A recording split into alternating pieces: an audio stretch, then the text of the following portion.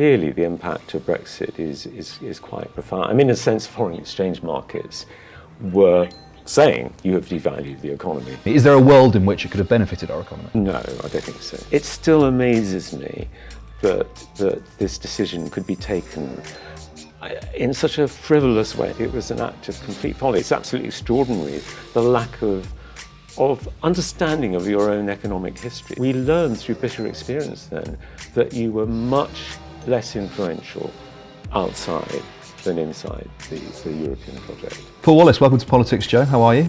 I'm good, thank you. Good, very glad to have you here. It's nice to be here. We're here to talk about Tanked, your book. For those unfamiliar with you, your work, and indeed possibly this book, tell us who you are and what's the book about. So I'm an economic and financial journalist. I've worked, among other publications, for The Economist for quite a long time. And the book is about a theme which featured predominantly in the election, which is about the state of the economy, why it's done so badly, not just in recent years, but for the best part of 15 years, going back to the late 2000s, the financial crisis then. And before then, it had been doing outstandingly by standards established after the Second World War. And then we've had this long slowdown. So I try to explore that, but also to look at some other issues like, the whole levelling up agenda, the City of London, what to do about it, how to regulate it. And at the end of the book, I come up with some ideas myself. 10-point plan, the famous everyone must have a 10-point plan, and I've got one too. So, broad stroke, top line, what's happened since 2008?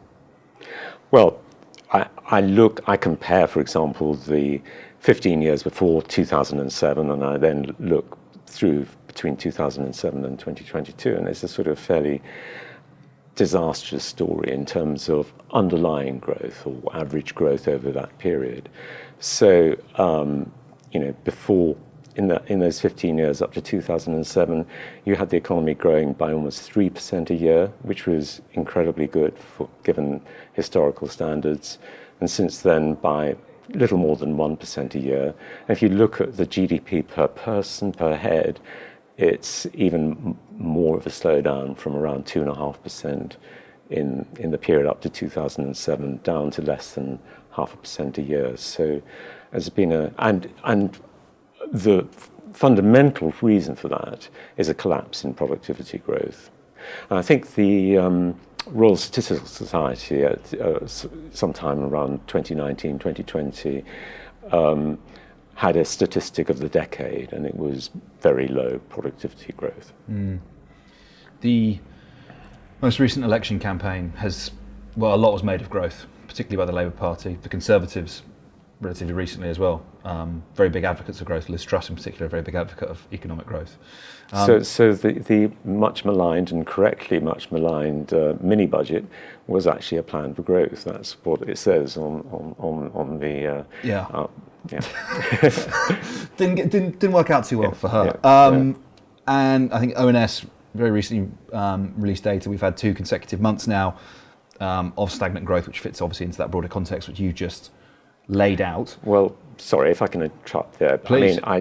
It's just that I'm not a great fan of these monthly figures. Go on. There's just too much volatility going on. There isn't enough data, in my opinion, to really, put much credence in what they mean. So I'm much keener on just looking at the quarterly figures. So the quarterly figures in the first half of the year, so Q1, January through March, Q2 through to June, you had the economy growing by over 0.5% a year. That's pretty good, especially since we were emerging from a technical recession at the end of the previous year. So I would think that the third quarter will show okay-ish growth. I wouldn't be too concerned about what happens in any one month. So is Starmer's focus and pursuit of said growth, should we understand that as being a kind of an ambition to do even better than we already are, rather than necessarily a diagnosis that where we are at the moment isn't necessarily that great? What's the correct way of interpreting that focus? Well, he, before the election, was saying that he stated as one of his missions that he wanted the British economy to outperform other members of the G7. I don't personally think that's a terribly sensible objective, because, I think it should be what we do ourselves rather than the comparison. So, but, he's set that objective. How would one go about achieving that objective then? Well, I think that was in the lifespan of the first Labour term. That's how he thought about it.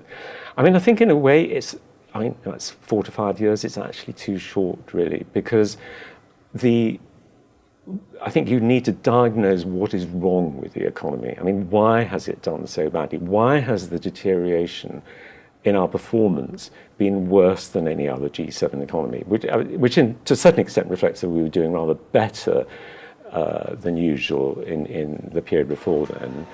And so, I mean, there's massive debate about all this, and the sort of masses of ink has been spilled sort of writing about the productivity puzzle. Why did it suddenly slow down? But I think at the root of it is a lack of investment, a lack of physical investment in infrastructure. We see this around the economy, the state of our water, on the public side, the state of hospitals, and also very lackluster business investment, and so we're not, and that's on the physical capital, kit, buildings, but then you have people, and I mean, it's clear that we just have such a big problem in a lot of skills. We're lacking. We let down people who aren't necessarily going to go to university, or are going to want to do more vocationally oriented courses, and we have a real skills shortage, and a lot of these things have been diagnosed for ages, but we don't get around to fixing them. So in fact, Starmer talks about fixing the foundations, but I don't think that's fixing the foundations in the first year and then everything. I mean, I think fixing the foundations could be the work of a whole term, really. If not longer. Yeah, well, hopefully, you gradually, turn things around. I mean, the thing with infrastructure spending is that what you want to do is not to sort of aim for some,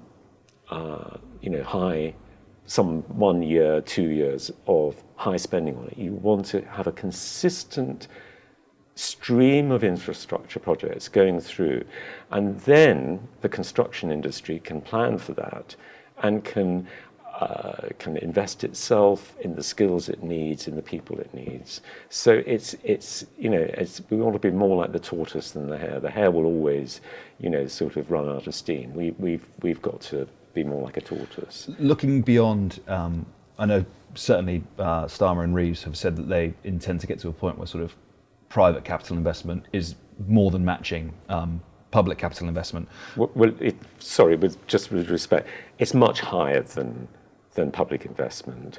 So public investment is very important, but business investment is about 10% of the economy. I mean, these are broad terms, and public investment is perhaps 2-3%.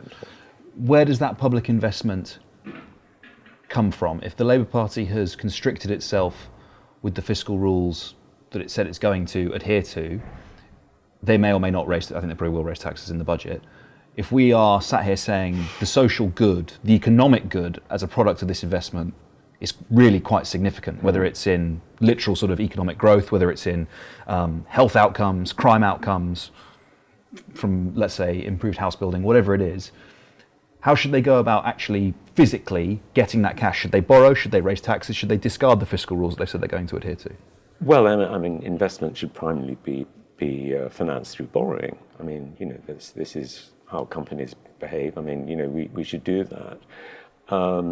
So the real problem, as I see it, is that they're constrained by the fact that debt is high, so they are concerned about borrowing too much.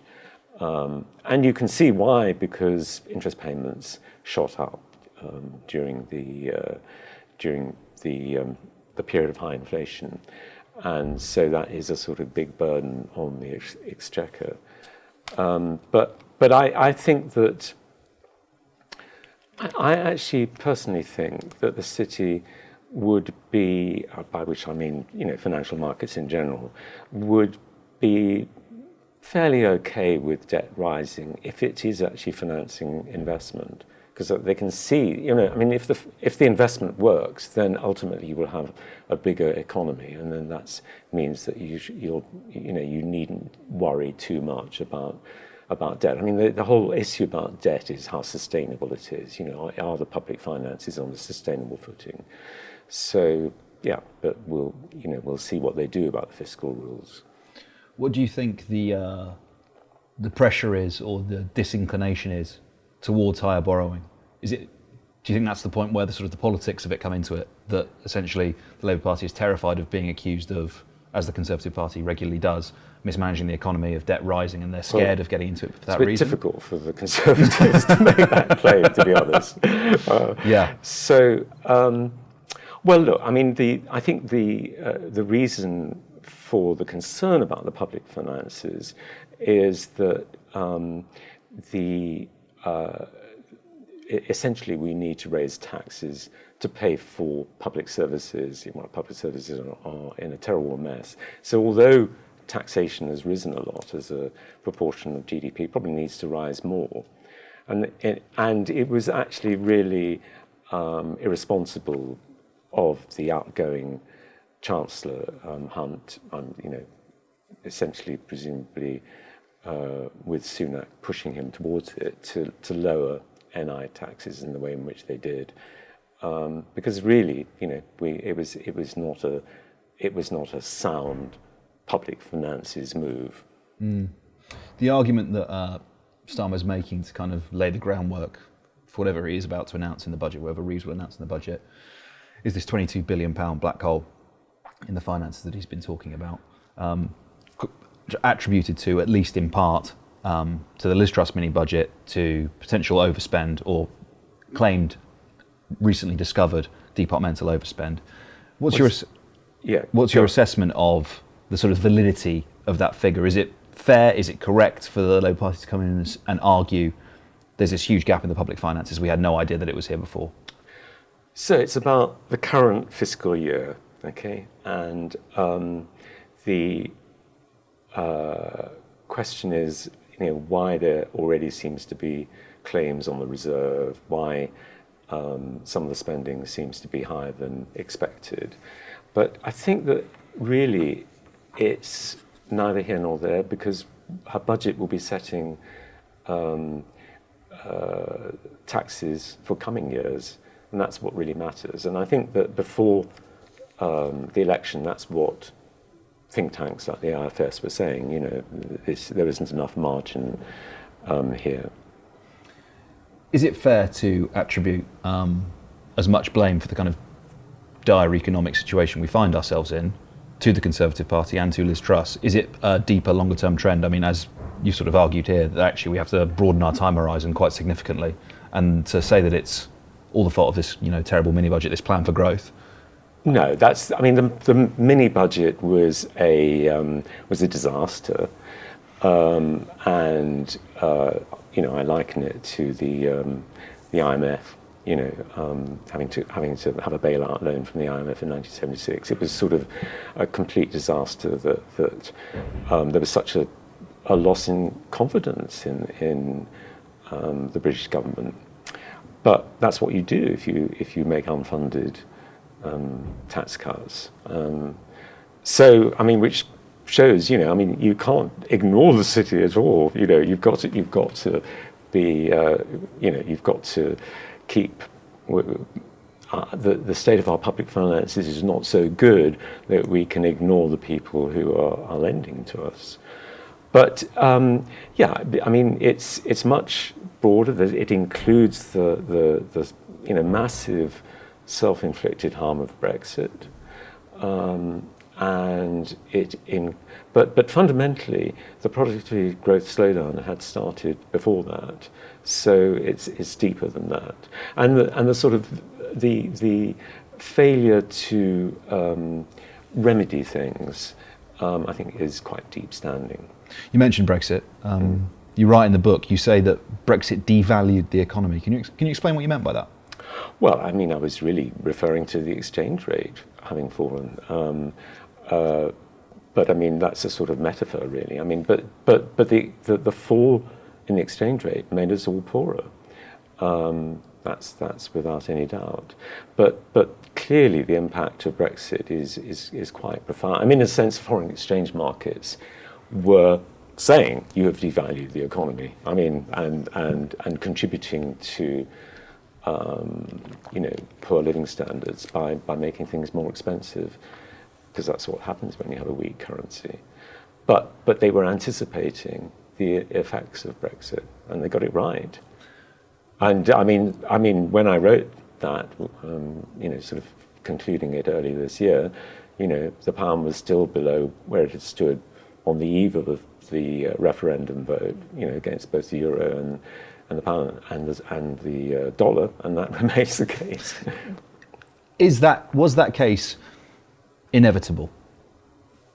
If let's say we went through the politicians in charge were different, the way we negotiated our exit was different, any of those various factors, would we always end up in this situation where, as you say, Brexit would devalue the economy? Is there a world in which it could have benefited our economy? No, I don't think so. No, because I mean, as Mark Carney said, it's a sort of unusual thing. I mean, it is a deliberate act of deglobalization, and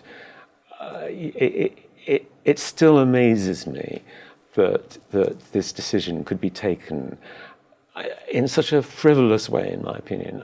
I think that it's obvious that there should have been brakes on this process, that we shouldn't put a policy which had been desired since the early 1960s and achieved in the early 1970s to a vote, a referendum that will decide it according to potentially just one vote. I mean, it's completely ludicrous, with no safeguards. I mean, none of the safeguards that, for example, occurred in some previous referendums in this country. So I think it was an act of complete folly, and it's absolutely extraordinary, the lack of understanding of your own economic history. Because if you go back to the 1970s, there was a debate about why didn't we join the whole project in the 1950s, and all the losses that ran on from that, because we weren't able to shape the emerging communities, eventually EU, and all that was neglected. And we learned through bitter experience then that you were much less influential outside than inside the European project. You write that you interpret Brexit in part as a response to the sort of as a backlash to 2008, and you write the left behind resentment of well-heeled metropolitan elite in the City of London. You also write that the city's gain was a loss for other parts of the economy. Can you explain what you meant by that? Well, I think that obviously the city was doing incredibly well. In fact, meretriciously well before the financial crisis. So some of that apparent prosperity was fake and was harmful. I mean, I don't think we should see the city as actually acting to the detriment of other regions, because there's a lot of circulation of income and wealth. I mean, for example, financial institutions will relocate some of their activities outside London, but overall, I mean, clearly the higher growth we achieved in the run-up to 2007, 2008 came at a terrible cost, because we then had the worst recession since the war, and subsequently we've had the coronavirus recession, which was even worse. But at that point, it was easily the worst. Do you think the city requires a greater degree of regulation, or possibly less? Well, I think that it is now much more regulated, and then what happened after Brexit was perhaps attempts to roll back some of that regulation. I mean, I think that we don't want to sort of wrap it up in cotton wool, really. You know, I mean, you've got to allow it to. It is one of our strategic assets in the economy. We seem to be good. I mean, you can see it in the trade figures. We are good at financial services. There has, of course, been a loss through Brexit, and you see that in the trade figures too. That sort of skill, if you like, talent for financial services, and its growth from the 80s through to now, sort of sits alongside a sort of deindustrialization process and a sort of, collapse really in our manufacturing sector. Do you, relating to that lack of productivity growth that we were talking about at the beginning of the interview, how do you see those two things connecting? And actually, Labour's spoken a lot about sort of having an industrial strategy. Do you think there is a possibility in which we can kind of revive our manufacturing, and would that feed into an increase in productivity growth and a resulting increase in overall GDP growth? Well, manufacturing is a small but very important section of the economy. I mean, actually, it's bigger than financial services. So, I mean, you know, but it's not. It would be unwise to have a policy which is directed solely to manufacturing. I mean, in the period after the war, it was a much bigger proportion of the economy. So therefore, you know, it was sensible perhaps to focus on it. I mean, I think that we do have sources of competitive advantage in the manufacturing sector. They should be bolstered. We clearly have a good life sciences industry, you know, big firms like AstraZeneca and GSK. So, you know, we need to support that. Now, the case for, the industrial strategy, that was a Thatcher, you know, the demoting of it, turning it into something we shouldn't do. I think that's just basically a mistake. I think we should have a strategy for business, you know, extending more widely than manufacturing, which creates greater certainty.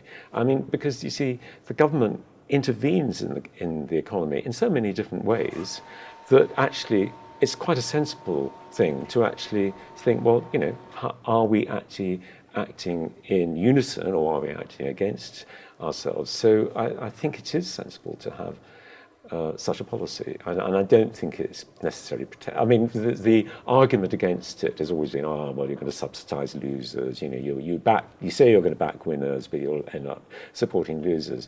I think that's fairly weak, really. It's just going on this. I mean, Vince Cable, who was an advocate of an industrial strategy in the coalition government, you know, he would hark back to his time when he worked for Shell. And, you know, the planning horizons of big firms in the oil industry or, you know, in aircraft manufacturing, we're very good at some aspects of that. They're just very long, you know. So you need to have government policy that is aligning itself with that, rather than the constant chopping and changing that is sadly how, you know, one would describe economic policy in this country. A product of electoral cycles, I guess. Just finally, we've mentioned about skills and vocational training, and particularly within the context, I guess, of that manufacturing sector. I have to ask you a question about immigration. How do you see immigration fitting into that puzzle? Is it a viable alternative to, let's say, an investment in human capital, in skills and in education? Is it an alternative that we can say, actually, let's bring in the people that have these skills from abroad? So I think that immigration is part of Britain's appeal. We're in an open society, open economy. We've always, I mean, one of the things about the UK is that, we are a very global economy. I mean, we have got lots of links. It's partly due to at one time running a massive empire, but that's the legacy. So I think that immigration is on balance good for the economy, but in terms of the central problem which I diagnose, and I think I'm not alone in this, of improving productivity growth, I can't see that it's actually necessarily going to raise productivity. So it's clear that we need to be open, but we shouldn't. I think there are limitations to the economic benefits from immigration. So that would be, in a nutshell. I mean, it's a very complex subject. Even just being dispassionately looking at the economics and demographics, and there are clearly some negatives viewed in that respect. I mean, simply, if you increase the population, you've got to clearly provide the infrastructure for these extra people. Now, we haven't done that enough, you see. So, I think that's part of the problem. I will also have some concern about always turning to foreign workers to deal with shortages in occupations like, for example, the care homes, when really what we should be doing is certainly, if we have an immediate problem, doing that, but raising pay in that sector so that we can attract more workers into it. We've come full circle back to infrastructure and investment. Paul Wallace, author of Tanked, thank you so much for coming in to speak to me. I really appreciate it. Okay, well, thank you.